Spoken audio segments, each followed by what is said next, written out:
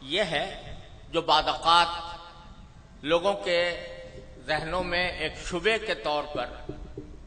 یا ایک سوال کے طور پر پیدا ہوتی ہے۔ ہم جب سے دارالعلوم قائم ہوا 14 اگست کی تقریب منایا کرتے ہیں، اور اس موقع پر کبھی مختصر کبھی مفصل اجلاسات بھی مقرر ہوتے ہیں، منعقد ہوتے ہیں، جس میں پاکستان کی تاریخ بھی بعض اوقات بیان کی جاتی ہے اور پاکستان کے مقاصد کا بھی ذکر ہوتا ہے۔ بعض مرتبہ دلوں میں یہ خیال پیدا ہوتا ہے کہ ہم جو اپنے آپ کو حضرات علماء دیوبند سے وابستہ قرار دیتے ہیں اور انہی کے خوشہ چی ہیں، کیونکہ ہمیں اس بات پر مکمل اعتماد، الحمدللہ مکمل اعتماد اور یقین ہے کہ حضرات اکابر علماء دیوبند ہمارے بہترین اسوہ اس لیے ہیں کہ وہ اتباع سنت کی تصویر ہے، اور ہمیں اس بات پر مکمل اعتماد ہے کہ اہل السنت والجماعہ کا جو طریقہ ہے وہ ہمارے حضرات اکابر علماء دیوبند اس کا مظہر ہے،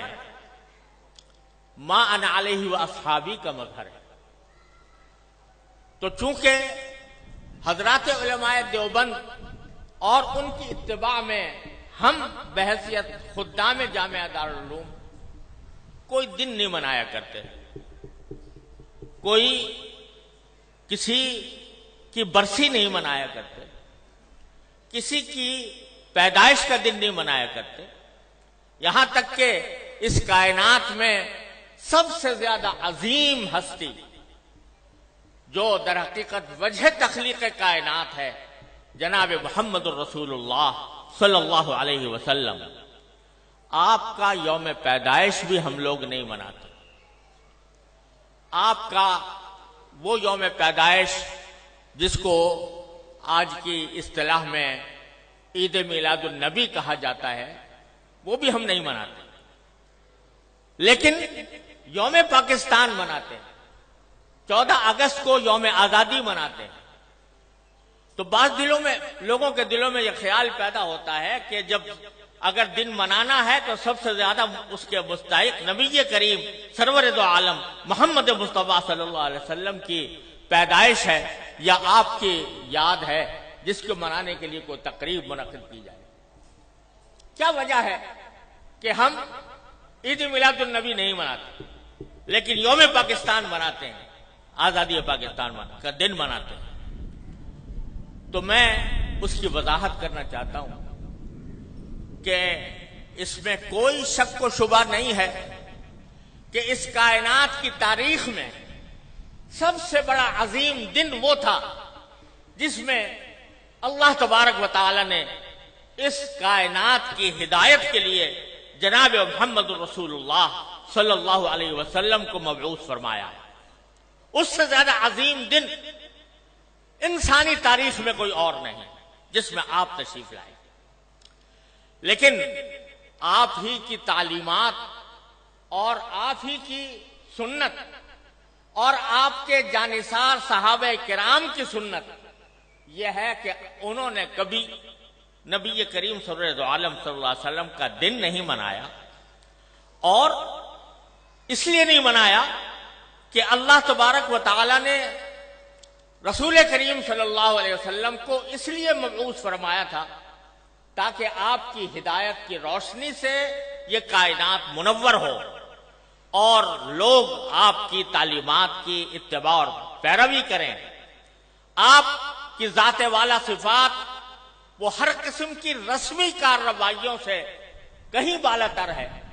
اور حضرات صحابہ کرام جو آپ کی زندگی کے ایک سانس کے بدلے اپنی ساری زندگیاں نچھاور کر سکتے تھے، انہوں نے کبھی یہ دن نہیں منایا۔ جب انہوں نے جو کوئی چیز نہ منائی ہو اور انہوں نے اس سے اعتراض کیا ہو اور اس کے بجائے ساری زندگی اتباع سنت کی کوشش کی ہو، اس کو اگر ہم منانا شروع کریں تو دین کے اندر ایک اضافہ ہوگا، دین کے احکام میں ایک اضافہ ہوگا، اور دین کے کام میں کوئی اضافہ وہ بدعت کہلاتا ہے۔ من احدث فی امرنا ھذا فہو رد، تو وہ بدعت بن جاتا ہے، کیونکہ وہ ایک مذہبی معاملہ ہے۔ عید میلاد النبی مذہبی تقریب کے طور پر منائی جاتی ہے، مذہبی عید کے طور پر، عید کا نام اس کا رکھا گیا ہے، اور وہ مذہبی تقریب ہے۔ اور مذہبی تقریب اگر کوئی شخص مذہب کا حصہ سمجھ کر وہ بنائے گا تو دین میں ایک اضافہ ہوگا جس کا نام بدعت ہے۔ اس لیے ہمارے اکابر علماء کرام نے اس بنانے کا اہتمام نہیں کیا۔ جہاں تک یہ 14 اگست کا تعلق ہے، 14 اگست کے یوم آزادی کا تعلق ہے، یہ کوئی مذہبی تقریب نہیں ہے، یہ کوئی دینی اجتماع نہیں ہے، یہ دینی تقریب نہیں ہے، بلکہ یہ ملکی تقریب ہے، اور ملک کی آزادی کے طور پر، اس کے ایک نشان کے طور پر اس کو منایا جاتا ہے۔ کوئی شخص بھی جو اس کو منانے والا ہے وہ اس کو دین کا حصہ سمجھ کر نہیں مناتا، اس کو مذہب کا جز سمجھ کر نہیں بناتا، بلکہ ایک ملکی تقریب ہے۔ ایک ملک کا اللہ تبارک و تعالیٰ نے ایک ملک ہمیں عطا فرمایا، اور ایسا ملک عطا فرمایا جس کی تفصیل مولانا عزیز الرحمان صاحب نے بیان کی ہے، تو وہ ہم ایک ملک کی تقریب کے طور پر بناتے ہیں۔ بدعت اس وقت بنتی ہے کوئی چیز جو